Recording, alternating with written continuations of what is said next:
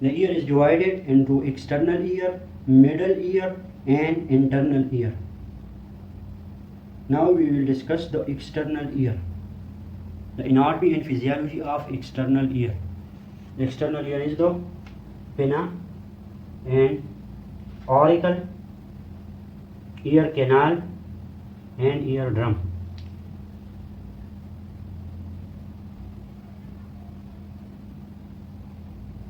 The pinna have elastic cartilage except lobule and external part of ear canal. The external part of ear canal have no cartilage and the pinna have elastic cartilage except lobule. No cartilage are found and present between the tragus and crus. Between the tragus and crus there is no cartilage. In this area of no cartilage is incisura terminalis. The pinna have elastic cartilage. This type of cartilage is used in various reconstructive surgery. The second part of the external ear is the ear canal or acoustic canal. The ear canal has two parts, outer cartilaginous part and inner bony part. This ear canal is not straightforward.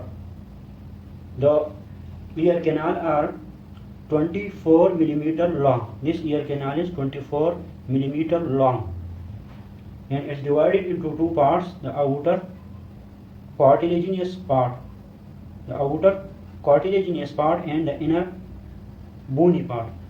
The outer cartilaginous part of the ear canal form 1/3 of the ear canal, and this is the most common site of the staphylococcal infections. Due to hair follicle, staphylococcal infection can spread from the outer 1/3 of the cartilaginous part of the ear canal. The bony part is the inner 2/3 part. This is the bony part. The bony part of the ear canal is form 2/3 of the ear canal. The bony canal have deficiency. This is called isthmus. This is deficiency of the bone. This is called isthmus. Isthmus is a narrowing of the inner 2/3 of the bony part of the ear canal. This is called the isthmus.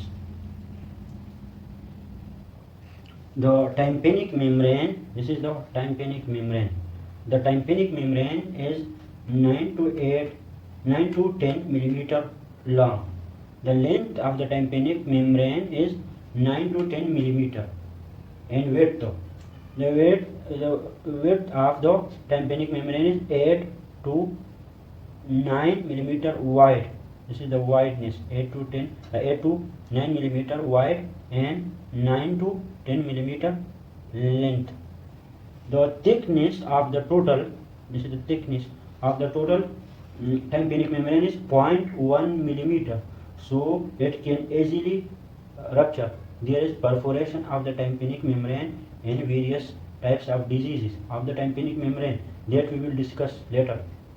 The parts of the tympanic membrane are two. Number first is the pars tensa. The pars tensa is a fibrocartilaginous ring. This is a ring shape. This is called pars tensa. This is a ring shape. This is called pars tensa. It is made of a fibrocartilaginous ring. This ring also called annulus tympanus. This the fibrocartilaginous ring is called annulus tympanus, and there is central inward inside central inward, that is called umbu, central inward edge. The second part of the tympanic membrane is pars flaccida. The pars flaccida are located above the lateral process of the malleus.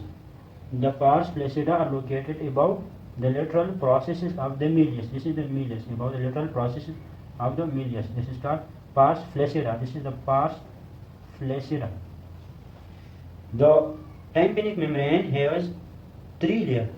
The outer layer that is epithelial layer that continues from the skin lining of the meatus. This is the skin lining, outer epithelial layer. Number second is the middle fibrous layer that encloses handle of malleus. This is the handle of malleus. This is the middle fibrous layer. And the inner mucosal layer has mucosa of middle ear. This is the inner mucosal layer, has mucosa of middle ear, continues to the inner mucosal layer, and the middle fibrous layer encloses handle of the malleus. This is the handle of the malleus to the middle fibrous layer, and the inner mucosal layer to the mucosa of the middle ear continues, that is inner side, and outer epithelial layer continue with the skin. This is the outer epithelial layer that continue with the skin. The nerve supply of the external ear are main five. Number first is nerve supply to the pinna. This is the pinna. This is the pinna. The nerve supply to the pinna are supplied by greater auricular nerve. So this pinna are supplied by greater auricular nerve. Greater auricular nerve supply the pinna. Number two is nerve supplies the lesser occipital nerve that supply the upper part of the medial surface. Upper part is the upper part of the medial surface. This part are supplied by the lesser occipital nerve toward the occipital side. Number third is the auriculotemporal nerve. The auriculotemporal nerve supply the tragus cross of the helix. This is the tragus. This is the crest of the helix. Tragus and crest of the helix and tragus are supplied by the auriculotemporal nerve. The auricular branch of the vagus nerve supply the concha. This concha are supplied by the auricular branch of the vagus nerve. Concha, here is concha. Auricular branch of the vagus nerve. The facial nerve also supply the concha and to auricular groove. This concha is supplied by two men, that is the auricular branch of the vagus nerves and the facial nerve. Auricular branch of the vagus nerve and facial nerve supply the concha. The development of external ear. The external ear, that is pinna, ear canal and eardrum. The auricle are developed from the first branchial cleft. This auricle are developed from the first branchial cleft at about 6th week of embryonic life. This auricle developed from the first branchial cleft about 6th week of embryonic life. The sixth tubercle appear in the 6th week of embryonic life. The tragus are formed from the tubercle of the first arch. This is the tragus. This tragus appear from the first arch tubercle. There are 6 arch tubercle, but the first arch tubercle are from the tragus.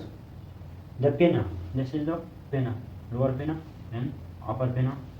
The pinna are formed from the remaining 5 tubercle of the second arch.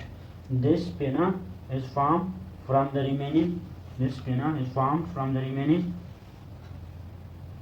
the 5 tubercle of second arch. About 20 week of embryonic period, the adult-shaped pinna are formed.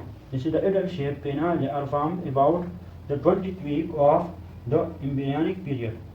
The tympanic membrane are formed from 3 layers, that is ectoderm, mesoderm and endoderm, or ectoderm, mesoderm and endoderm. The tympanic membrane are formed from the 3 layers: outer epithelial layer from the ectoderm, and middle layer from the mesoderm, and the innermost layer from the endoderm. That is the tympanic membrane, formed from 3 layers: ectoderm, mesoderm and endoderm. ectoderm, mesoderm, and endoderm that form the tympanic membrane.